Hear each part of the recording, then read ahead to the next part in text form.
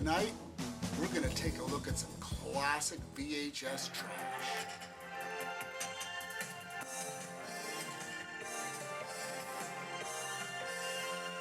Then we're going to the drive-in for a sneak peek at an amazing happening for the summer of 2015. But first, let's head over to the theater and kick off this month's horror theme. June is camping month, and tonight's feature is the currently out of print The Prey. It's intermission. Rise and stretch time. Time to refresh yourself and visit our snack bar. Got a yen for hot popcorn? Your favorite soft drinks are sparkling cold. The juicy Frank sizzling.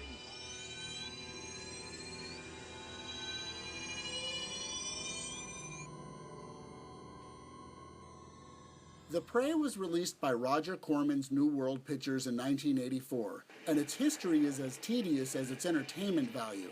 Coming right at the very end of the second great slasher cycle's peak, it begins with a twist on the accepted setup scenario, the prior tragedy or prior evil scenario.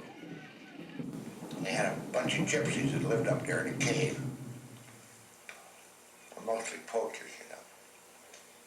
Found a gypsy just burnt to a crisp. You couldn't pull them apart, tell which was which. The Forest Service sent us back in there to replant. There was a young boy, and he was burnt like nothing you've ever seen in your life.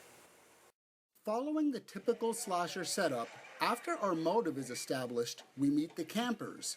My research indicates that the accepted official filming date of the film is 1978, but there are some sources that dispute this. Evidence that supports this dispute presents itself in the form of the film's narrative. It does not play like a film that predates Friday the 13th.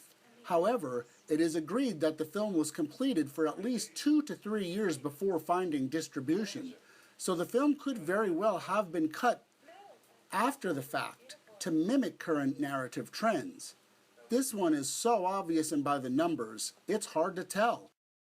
A clue that seems to have eluded historians is the fact that our friendly forest ranger is actually the non-imbecile cousin of Bill Murray's character from Caddyshack. Just listen. Some babies, and I was wondering what you feed your babies. And the rabbit said, well, I feed my babies carrots and lettuce and cabbage and parsley. This supports the idea that this film was likely a product of the 1980s. However, for now, history insists that we are in Utah circa 1978, and the wardrobes do scream late 70s. It is the same element that makes The Prey both endearing and excruciating, the padded running time. There are so many rumors about different cuts of this film and where this and that footage came from, etc.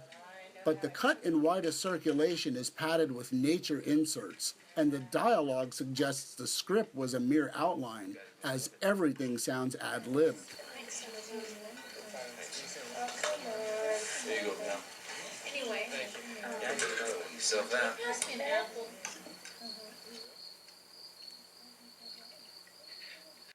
The Prey is surprisingly light on graphic violence, and I would attribute this more to budgetary issues than an artistic choice. Interestingly enough, to refute the point of the moral majority, most of the on-screen violence is done to men by a man.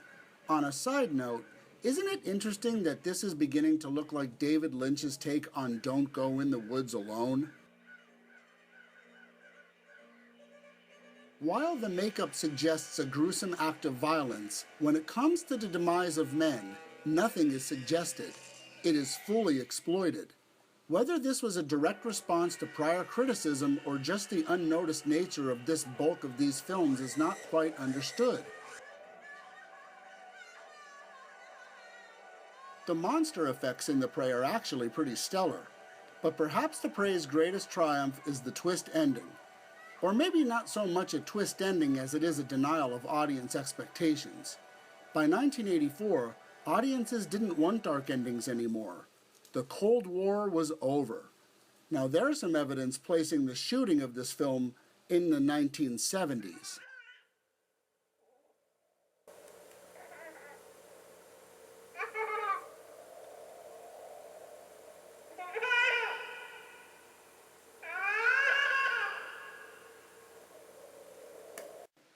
this film had had a wider theatrical run, it may have never survived the test of time. But its lack of availability has given it credibility among fans of schlock. And that's the nature of these films. It's hard to say what is going to make these films indelible in the history books. The Prey, while being moderately remembered, is really only worth about a half slash on the slasher scale. Collectors, if you see this VHS for below 30 bucks, snap it up. Everybody else can wait.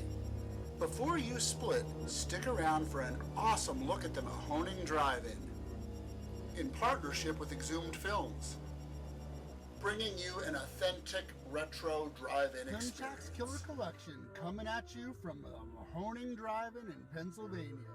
The Mahoning Drive-In has the largest CinemaScope screen in the state of Pennsylvania. I'm here with Virgil at the Mahoning Drive-In. Would you like to tell us a little bit about the history? Absolutely. Mahoning's been open since 1948.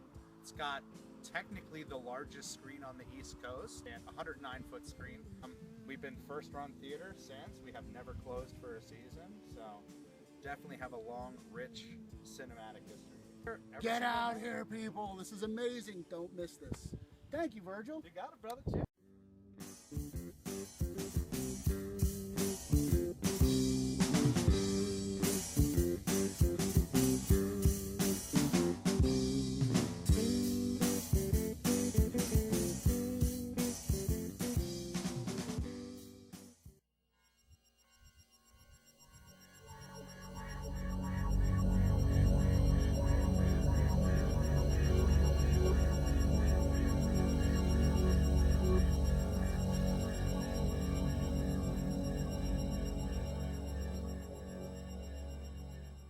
Night, Mr. Waba. Do do do.